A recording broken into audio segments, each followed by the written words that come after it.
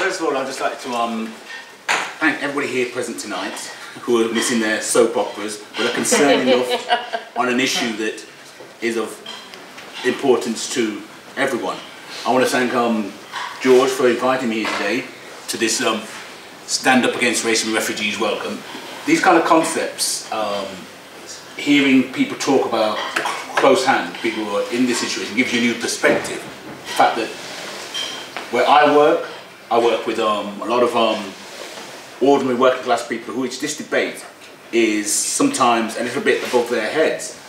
I have to remind them that we live in a country where for hundreds of years refugees have been welcome, suffering all manner of programmes, religious persecution. It's Britain's greatest tradition. Now, we cannot allow a situation where the easy immigration debate and economic recession allow us to divert ourselves from those kind of principles. And I think it's sometimes important and vital that organisations like yourselves are doing something to try and stand up against racism. It's very difficult to... before coming to this meeting, I had my views and opinions determined by the news, the press.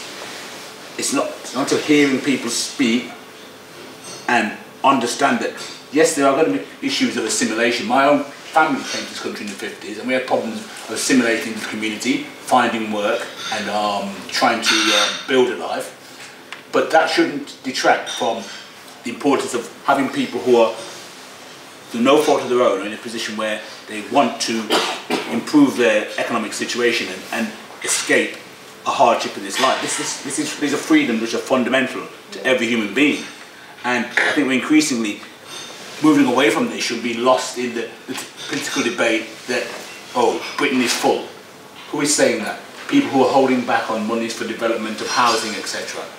I, for one, will have a debate with people who work at my place of work, which is very diverse, where many a times other languages are spoken and English is probably a minority language.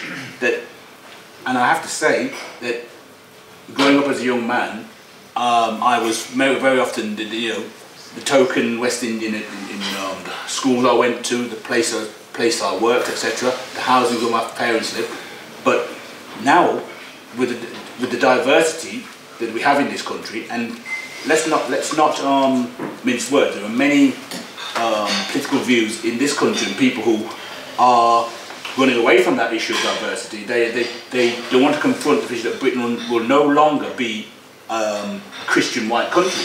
We have to accept those issues and try and develop and move on and make Britain a better place for everyone. And I think the work that's been done by organisations like yourselves, we're losing political activism. All too often we're letting the press determine our views, and it's important, and I thank every one of you for coming out here tonight and giving me a new perspective on this issue. I thank you very much.